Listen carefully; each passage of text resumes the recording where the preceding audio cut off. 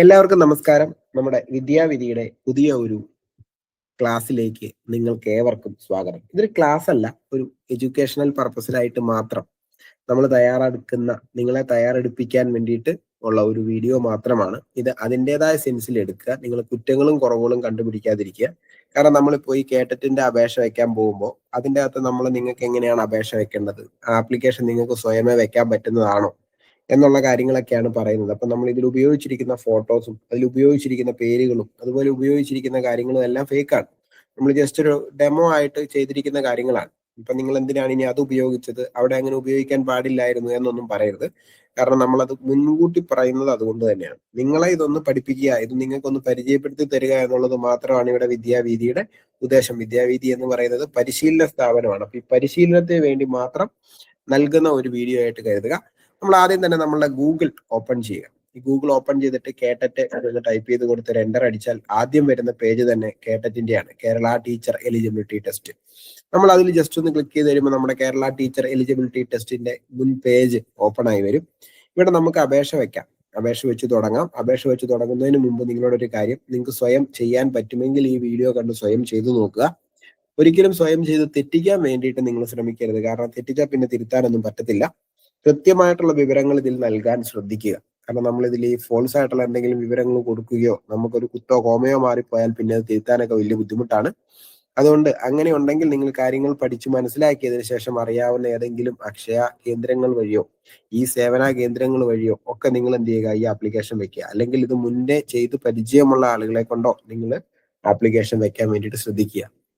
അപ്പൊ നമുക്ക് പതിയെ സ്റ്റാർട്ട് ചെയ്യാം. നമുക്ക് ഏറ്റവും മുകളിൽ കിടപ്പുണ്ട് കേരളത്തെ ഡിസംബർ എത്രയാണ് നോട്ടിഫിക്കേഷൻ, ഡിസംബർ 2025 നോട്ടിഫിക്കേഷൻ ഇവിടെ കിടപ്പുണ്ട്. കണ്ടോ, ഇതിൽ നമുക്ക് രണ്ട് ഓപ്ഷനാണ് ഉള്ളത്. ഒന്ന് ഡൗൺലോഡ്, രണ്ട് രജിസ്ട്രേഷൻ. ഡൗൺലോഡ് എന്ന് പറഞ്ഞാൽ നമ്മൾ അതിന്റെ നോട്ടിഫിക്കേഷൻ ഡൗൺലോഡ് ചെയ്യാനും, രണ്ട് രജിസ്ട്രേഷൻ. നമുക്ക് രജിസ്ട്രേഷൻ മെനുവിലേക്ക് പോവാം.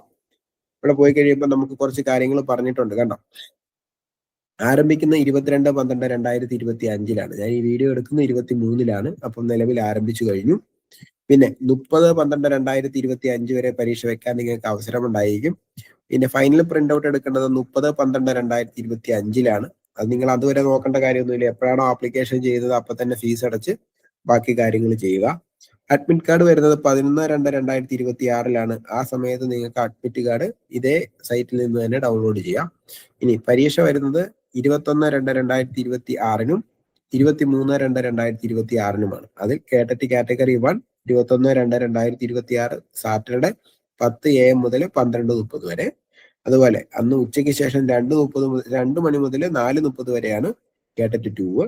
ഇനി കേട്ടറ്റ് 3 ആണെങ്കിൽ 23-ാം തീയതി മൺഡേ ആണ്. ചെറിയൊരു മാറ്റം വന്നിട്ടുണ്ട്, ഞായറാഴ്ച അന്ന് പരിപാടികളൊന്നും ഇല്ല. പിന്നെ നിങ്ങൾക്ക് സിലബസ് ഒക്കെ വേണമെങ്കിൽ ഇവിടെ സിലബസ് എന്ന് പറഞ്ഞ് കിടപ്പുണ്ട്. നിങ്ങൾക്ക് കാറ്റഗറി 1, 2, 3, 4 ഒക്കെ നിങ്ങൾക്ക് ഡൗൺലോഡ് ചെയ്യാം. മോഡൽ ക്വസ്റ്റ്യനുകളും ഇവിടെ കിടപ്പുണ്ട്, നിങ്ങൾക്ക് ഡൗൺലോഡ് ചെയ്യാം. എന്തെങ്കിലും ബുദ്ധിമുട്ടുകളോ കാര്യങ്ങളോ ഉണ്ടെങ്കിൽ കേട്ടറ്റ് IT സെല്ലിന്റെ നമ്പർ ഇവിടെ കൊടുത്തിട്ടുണ്ട്, നിങ്ങൾക്ക് അതിവിടെ കാണാം. അതിൽ നിങ്ങൾക്ക് വിളിച്ച് കോൺടാക്ട് ചെയ്യാം. ഇനി നമ്മൾ ചെയ്യേണ്ട കാര്യങ്ങൾ ഇവിടെ 4 ഓപ്ഷനുകളാണുള്ളത്. ഒന്ന് new registration, 2 candidate login, 3 forgot application number, application ID. പിന്നെ നമ്മുടെ പേയ്മെന്റിന്റെ എന്തെങ്കിലും എറർ വന്നാൽ അത് ചെക്ക് ചെയ്യാൻ വേണ്ടി SBI E payment status check. ഈ 4 എണ്ണമാണുള്ളത്. അതിൽ നമ്മൾ രജിസ്ട്രേഷൻ ചെയ്യാൻ വേണ്ടി കാൻഡിഡേറ്റ് ന്യൂ രജിസ്ട്രേഷൻ എന്ന് പറയുന്ന ഓപ്ഷൻ എടുക്കും. ഇനി നമുക്ക് അതിൻ്റെ അകത്ത് നമ്മൾ രജിസ്ട്രേഷൻ ഒക്കെ ചെയ്ത് പേയ്മെന്റ് ഒക്കെ അടച്ചു കഴിഞ്ഞിട്ട് ഫൈനൽ പ്രിന്റ് ഔട്ട് എടുക്കാൻ വേണ്ടിയിട്ട് കാൻഡിഡേറ്റ് ലോഗിൻ എന്ന് പറയുന്നതിൽ നമുക്ക് എന്ത് ചെയ്യാം, കയറാം. ആദ്യം നമുക്കൊന്ന് രജിസ്റ്റർ ചെയ്ത് നോക്കാം. ന്യൂ രജിസ്ട്രേഷൻ എന്ന് പറയുന്ന ടാബ് ഓപ്പൺ ചെയ്യുന്നു. ഇവിടെ 3 കാര്യങ്ങളാണ് പറഞ്ഞിട്ടുള്ളത്. ഒന്ന്, കാര്യങ്ങളെല്ലാം നിങ്ങൾ നോട്ടിഫിക്കേഷൻ അനുസരിച്ച് കൃത്യമായിട്ട് വായിക്കുക. നമ്മുടെ തന്നെ ഇതിനു മുമ്പ് ഒരു വീഡിയോ ഇറങ്ങിയിട്ടുണ്ട്. ആ വീഡിയോയിൽ കാര്യങ്ങളെ കുറിച്ച് ഏകദേശ രൂപം ഞാൻ തന്നിട്ടുണ്ട്. പിന്നെ ഇതിന്റെ ഇൻസ്ട്രക്ഷനുകൾ കാര്യങ്ങളെല്ലാം നിങ്ങൾ സബ്മിഷന് മുമ്പ് വായിച്ച് ബോധ്യപ്പെടുക.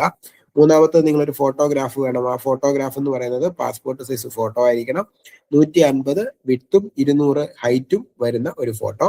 അത് 20 KB-ക്കും 30 KB-ക്കും ഇടയിലുള്ളതായിരിക്കണം എന്നാണ് പറഞ്ഞിരിക്കുന്നത്. നമ്മളിങ്ങനെ ഒരു കാര്യങ്ങൾ നിങ്ങളൊന്ന് ജസ്റ്റ് മനസ്സിലാക്കുക. അതിനുശേഷം നമ്മൾ ഈ 3 കോളങ്ങളിൽ നിങ്ങളൊന്ന് ജസ്റ്റ് ടിക്ക് ചെയ്യുക. ടിക്ക് ചെയ്ത് കഴിഞ്ഞാൽ നമുക്ക് ക്ലിക്ക് ന്യൂ രജിസ്ട്രേഷനിലേക്ക് പോവാം. ഇതാണ് നമ്മളുടെ പേജ്. ഇവിടെ നമ്മൾ അതിനു മുമ്പ് തന്നെ ഒരു ഫോട്ടോ റെഡിയാക്കി വെക്കണം. ഞാനിപ്പോൾ ഇവിടെ ജസ്റ്റ് ഒരു ഒരു ഫോട്ടോ ഞാനിവിടെ ചെയ്യുന്നുണ്ട്. ആ ഫോട്ടോയുടെ സൈസ് വന്നിട്ട് നമ്മൾ ഒന്ന് എഡിറ്റ് ചെയ്ത് 20 KB-ക്കും 30 KB-ക്കും ഇടയിലാക്കണം. റെഡിയാക്കിക്കൊണ്ട് വന്നിട്ടുണ്ട്. ഫോട്ടോ എന്ന് പറയുന്നത് 30 KB-ക്കും 20 KB-ക്കും ഇടയിലായിരിക്കണം. അതിന്റെ സൈസ് 150 വിട്ടും 150 ഹൈറ്റും ആയിരിക്കണം. ഈ പറയുന്ന കൂട്ടത്തിൽ എന്ന് പറയാം, വിദ്യാവീതി എന്ന് പറയുന്നത് കേട്ടറ്റ് പരിശീലനം നൽകുന്ന ഒരു സ്ഥാപനമാണ്. നിങ്ങൾക്ക് അറിയാമായിരിക്കും. അറിയത്തില്ലെങ്കിൽ നമ്മൾ കേട്ടറ്റ് കാറ്റഗറി 1നും കാറ്റഗറി 2നും വേണ്ടിയിട്ട് ഈ മാസം 26-ാം തീയതി അടുത്ത ദിവസം തന്നെ നമ്മളൊരു പുതിയ ബാച്ച് തുടങ്ങുന്നുണ്ട്. ഓൺലൈൻ ആയിട്ടാണ് നമ്മുടെ ക്ലാസ്സുകൾ നടക്കുന്നത്. ക്ലാസ്സുകൾ രാത്രി 8:30 മണി മുതൽ 10 മണി വരെ ആയിരിക്കും.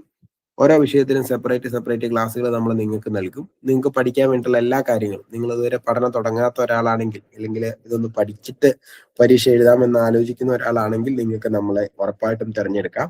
100% നീതിപൂർവകമായിട്ടുള്ള ക്ലാസ്സുകൾ നിങ്ങൾക്ക് നമ്മൾ തരുന്നതായിരിക്കും. നിങ്ങൾക്ക് നമ്മുടെ ക്ലാസ്സുകളിൽ ജോയിൻ ചെയ്യാൻ നിങ്ങൾക്ക് ഇതോടൊപ്പമുള്ള ഫോൺ നമ്പറുകൾ ഉപയോഗിക്കാം. താഴെ എഴുതി കാണിക്കുന്നുണ്ട്. ആ ഫോൺ നമ്പർ നിങ്ങൾക്ക് ഉപയോഗിക്കാം. 94 95 177 417 എന്നുള്ളതാണ് നമ്മളുടെ നമ്പർ. ഓക്കെ, അപ്പൊ നമുക്ക് വീണ്ടും നമ്മുടെ ഇതിലേക്ക് തന്നെ കിടക്കാം. ഇവിടെ നമുക്ക് ആദ്യത്തെ ചോദ്യം പറയുന്നത് വെദർ എംപ്ലോയിഡ് അസ് ടീച്ചർ. നിങ്ങളിപ്പോ ടീച്ചറായിട്ട് ജോലി ചെയ്യുന്ന ഒരാളാണെങ്കിൽ നിങ്ങൾക്ക് ഇവിടെ യെസ് എന്ന് കൊടുക്കാം, അല്ലെങ്കിൽ നോ എന്ന് കൊടുക്കാം. കാരണം ഈ പരീക്ഷ എന്ന് പറയുന്നത് പൊതു പരീക്ഷയാണ്.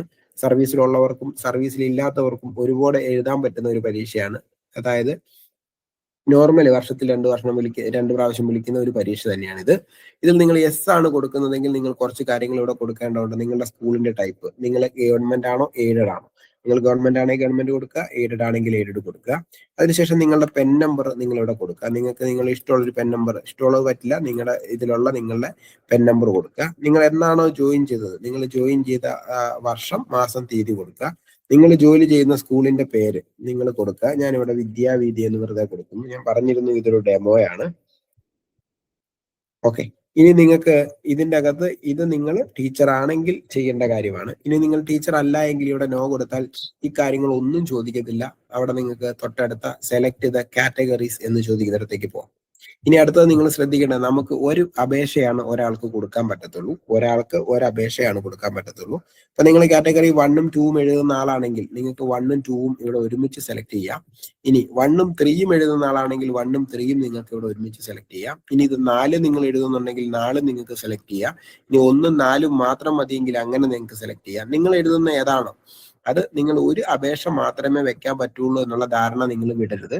നിങ്ങൾ അതുകൊണ്ട് തന്നെ അപേക്ഷ വെക്കുമ്പോൾ നിങ്ങൾക്ക് എഴുതാനുള്ള കാറ്റഗറികളെല്ലാം നിങ്ങൾ ഇതിൽ സെലക്ട് ചെയ്തിരിക്കണം. ഞാനിവിടെ ഒരെണ്ണം വെച്ച് കാണിച്ചു തരാം. കാറ്റഗറി 1 ആണ് ഞാൻ വെക്കുന്നത്, അല്ലെ 2 വെച്ച് കാണിച്ചു തരാം. കാറ്റഗറി 1ഉം 2ഉം വെച്ച് കാണിച്ചു തരാം.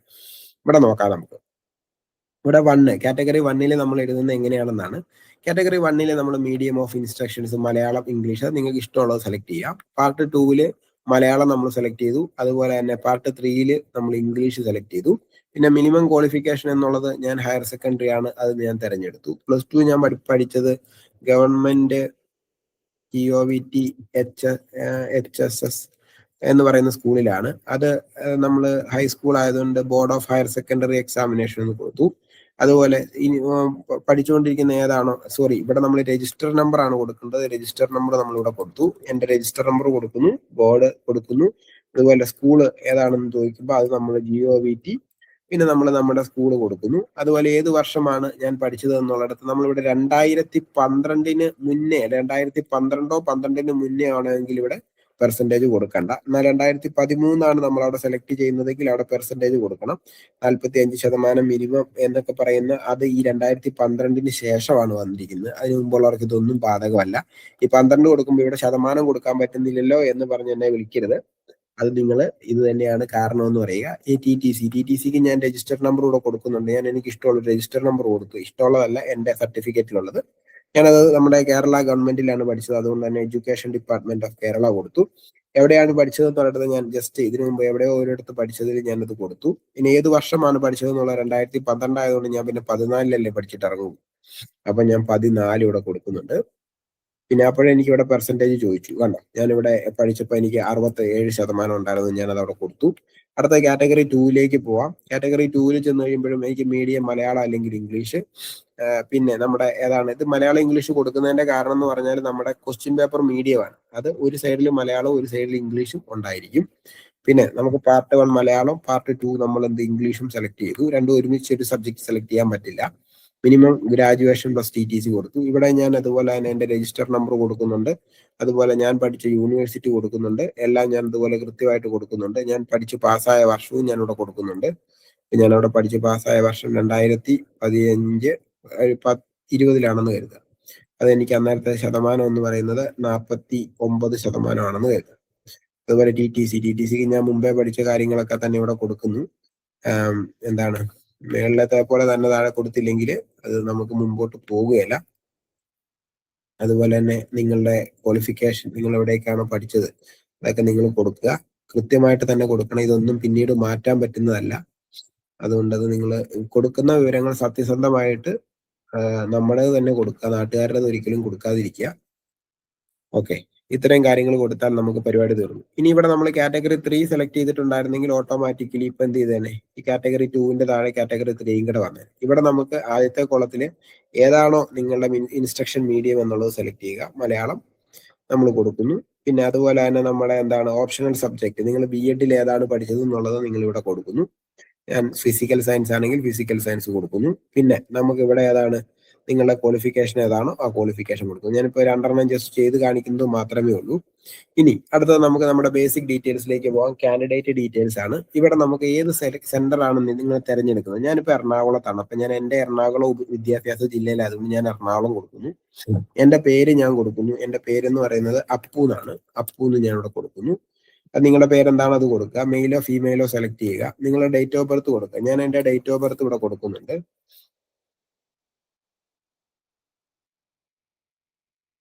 ഞാൻ ചുമ്മാ ഒരു ഡേറ്റ് ഓഫ് ബർത്ത് ഇവിടെ കൊടുക്കുന്നുണ്ട്. അതുപോലെ തന്നെ എൻ്റെ അച്ഛൻ്റെ പേര് എന്ന് പറയുന്ന കോളത്തിൽ നമ്മൾ എന്ത് ചെയ്യുന്നു, അച്ഛൻ്റെ പേരെന്താണോ അത് കൊടുക്കുന്നു.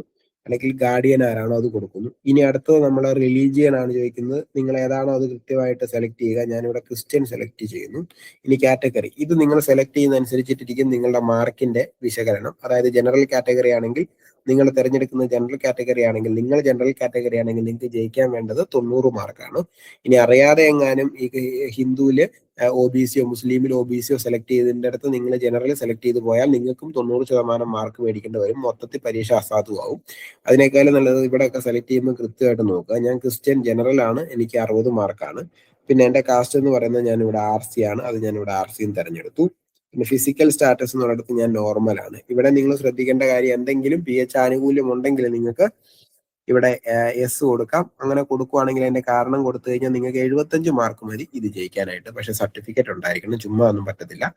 ഇവിടെ യുവർ എക്സാമിനേഷൻ ഫീ എന്ന് പറഞ്ഞ് കാണിച്ചു. കാരണം ഞാൻ ഒരു കാറ്റഗറിക്കല്ല 2 കാറ്റഗറിക്കാണ് അപേക്ഷ വെച്ചിരിക്കുന്നത്. ഒരു കാറ്റഗറിക്ക് 500 രൂപ വീതം, 2 കാറ്റഗറിക്ക് 1000 രൂപയാണ്. ഇനി ഞാനിവിടെ എൻ്റെ അഡ്രസ്സ് ഒക്കെ ടൈപ്പ് ചെയ്ത് കൊടുക്കുന്നുണ്ട്. അതുപോലെ തന്നെ എൻ്റെ മൊബൈൽ നമ്പർ ഞാനിവിടെ ടൈപ്പ് ചെയ്ത് കൊടുക്കുന്നുണ്ട്. ഇനി അതുപോലെ എൻ്റെ ഇമെയിൽ ID ഞാനിവിടെ ടൈപ്പ് ചെയ്ത് കൊടുക്കുന്നുണ്ട്. ഇനി അതുപോലെ തന്നെ ഇവിടെ എന്താണ് എൻ്റെ ഐഡന്റിറ്റി പ്രൂഫ് നമ്മൾ പ്രത്യേകം എടുക്കുന്ന, നമ്മൾ ഏതാണോ അവിടെ പരീക്ഷാ ഹാളിൽ കൊണ്ടുപോകുന്നത് അത് തന്നെ ആയിരിക്കണം ഇവിടെ കൊടുക്കുന്നത്. ഞാൻ ഇവിടെ എൻ്റെ പാൻ കാർഡാണ് കൊടുക്കുന്നത്. അവിടെ നിങ്ങൾക്ക് ഇഷ്ടമുള്ളത് കൊടുക്കാം കേട്ടോ. എൻ്റെ പാൻ കാർഡിന്റെ നമ്പർ കൊടുക്കുന്നുണ്ട്. SSLC പാസ്സായ വർഷം, ഞാൻ SSLC ആണ് സ്കീം, അതുകൊണ്ട് SSLC തിരഞ്ഞെടുത്തു. അതിന്റെ രജിസ്റ്റർ നമ്പർ തിരഞ്ഞെടുത്തു. പിന്നെ അതുപോലെ തന്നെ പാസ്സായ വർഷവും ഞാൻ തിരഞ്ഞെടുത്തു. 2012 ആയതുകൊണ്ട് 2010 എടുക്കാം നമുക്കിവിടെ. ഒക്കെ നിങ്ങൾ പഠിച്ചതിന്റെ തിരഞ്ഞെടുക്കുക. ഞാൻ എടുക്കുന്ന പോലെ ഒന്നും തിരഞ്ഞെടുക്കരുത്. നിങ്ങൾക്ക് ഏതാണോ നിങ്ങൾ പഠിച്ചത്, നിങ്ങളുടെ സർട്ടിഫിക്കറ്റിലുള്ളത് അത് തിരഞ്ഞെടുക്കുക. ഇനി നിങ്ങളുടെ ഫോട്ടോ അപ്ലോഡ് ചെയ്യണം. ചൂസ് ഫയൽ എന്ന് പറയുന്നത് നിങ്ങളുടെ ഫോട്ടോ നിങ്ങൾ എന്ത് ചെയ്യുക, അപ്ലോഡ് ചെയ്ത് കൊടുക്കുക. ഞാൻ ജസ്റ്റ് ഒരു ഫോട്ടോ ഇവിടെ അപ്ലോഡ് ചെയ്ത് കൊടുക്കുന്നുണ്ട്. എൻ്റെ കൃത്യം സൈസിലുള്ളതായതുകൊണ്ട് അതവിടെ കൃത്യമായിട്ട് വന്നിട്ടുണ്ട്. ഇനി ഇവിടെ നമ്മൾ സേവ് കൊടുത്താൽ നമ്മൾ എന്ത് ചെയ്തു, നമ്മുടെ ആപ്ലിക്കേഷൻ കംപ്ലീറ്റ് ആയി. ഇപ്പൊ നമുക്കൊരു ആപ്ലിക്കേഷൻ IDയും ആപ്ലിക്കേഷൻ നമ്പറും കിട്ടും. പിന്നെ നമുക്ക് ഫീസ് അടയ്ക്കാനുള്ള ഡീറ്റെയിൽസിലേക്ക് വരും. അത് അങ്ങോട്ടേക്ക് നമുക്ക് പോകാൻ പറ്റില്ല. കാരണം നമ്മൾ അന്യായമായിട്ടൊരു ആപ്ലിക്കേഷൻ ചെയ്യാൻ പാടില്ല. നമുക്ക് ഇത്രയും ഇതൊരു സ്റ്റഡി പർപ്പസിന് വേണ്ടി മാത്രം നിങ്ങളെ കാണിച്ചു തരാൻ വേണ്ടി ചെയ്തതാണ്. ഇവിടെ നമ്മൾ സബ്മിറ്റ് കൊടുത്തു കഴിഞ്ഞാൽ ഒരു ആപ്ലിക്കേഷനായിട്ട് അത് കയറി പോകും. അപ്പൊ അത് നമ്മൾ ഒരിക്കലും ചെയ്യില്ല.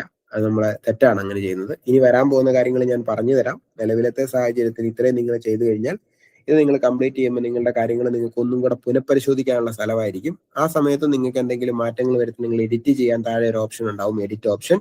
ആ എഡിറ്റ് ഓപ്ഷനിൽ നിങ്ങൾക്ക് എഡിറ്റ് ചെയ്യാം.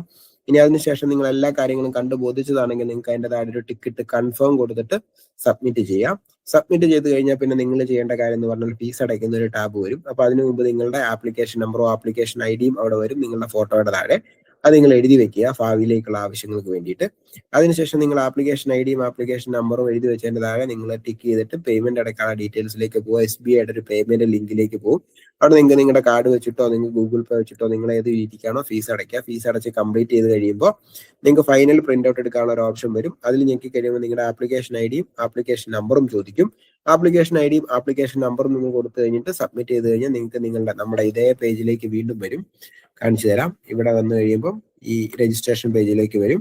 ഇവിടെ കാൻഡിഡേറ്റ് ലോഗിൻ എന്ന് പറയുന്ന ഓപ്ഷനിൽ ക്ലിക്ക് ചെയ്യുക. നിങ്ങൾക്ക് മനസ്സിലായി കാണുമെന്ന് കരുതുന്നു. കാൻഡിഡേറ്റ് ലോഗിൻ രണ്ടാമത്തെ ഓപ്ഷൻ, അതിൽ നമ്മൾ ക്ലിക്ക് ചെയ്യുമ്പോൾ നിങ്ങളുടെ ആപ്ലിക്കേഷൻ നമ്പറും ആപ്ലിക്കേഷൻ ഐഡിയും ഇവിടെ കൊടുക്കുക, സൈൻ ഇൻ കൊടുക്കുക.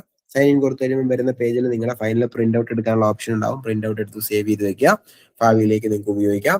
അടുത്ത 11-ാം തീയതി ഫെബ്രുവരി 11-ാം തീയതി ആകുമ്പോഴേക്കും നമ്മുടെ ഹോൾ ടിക്കറ്റ് വരും. അപ്പോൾ ആ ആപ്ലിക്കേഷൻ നമ്പറോ ആപ്ലിക്കേഷൻ ഐഡിയും വെച്ചിട്ട് നിങ്ങൾക്ക് അതിൽ ലോഗിൻ ചെയ്ത് നിങ്ങളുടെ ഹോൾ ടിക്കറ്റ് നിങ്ങൾക്ക് എടുക്കാവുന്നതാണ്. അപ്പൊ ഇത്രയും കാര്യങ്ങളേ ഉള്ളൂ ഈ ഒരു വീഡിയോ ചെയ്യുന്നതുമായി ബന്ധപ്പെട്ടിട്ട് നിങ്ങളോട് പറയാനായിട്ട്. ഇതൊരു ഡെമോ വീഡിയോ ആണ്. അതായത് ഇത് നിങ്ങളെ ആരെയും ബുദ്ധിമുട്ടിക്കാനോ ആരെയും മോശമാക്കാനോ അല്ലെങ്കിൽ ഒരു തെറ്റ് നിങ്ങളെ ചൂണ്ടിക്കാണിക്കാനോ ഒന്നും ഉള്ളതല്ല. കാര്യങ്ങളൊന്ന് മനസ്സിലാക്കുക എന്നുള്ളതാണ്. അതുകൊണ്ട് നമ്മൾ ഇത് ഉപയോഗിച്ചിരിക്കുന്ന പേരുകളും ഫോട്ടോകളും ഒക്കെ എന്താണ്, ചുമ്മാ നോർമൽ ഡെമോയ്ക്ക് വേണ്ടിയിട്ട് മാത്രം ഉപയോഗിച്ചിരിക്കുന്നതാണ്. ഇതിന്റെ പേരിൽ നമ്മളെ ഒരിക്കലും കുറ്റപ്പെടുത്തരുത്. അപ്പൊ നമ്മുടെ വിദ്യാവീതിയിൽ ഇനി പഠിക്കാൻ ആർക്കെങ്കിലും താല്പര്യമുണ്ടെങ്കിൽ ലൈവ് ക്ലാസ്സുകൾ 26-ാം തീയതി പുതിയ ബാച്ച് ആരംഭിക്കുന്നുണ്ട്. അഡ്മിഷൻ എടുക്കാൻ 94 95 177 417 എന്ന നമ്പറിൽ വിളിക്കാവുന്നതാണ്. Thank U.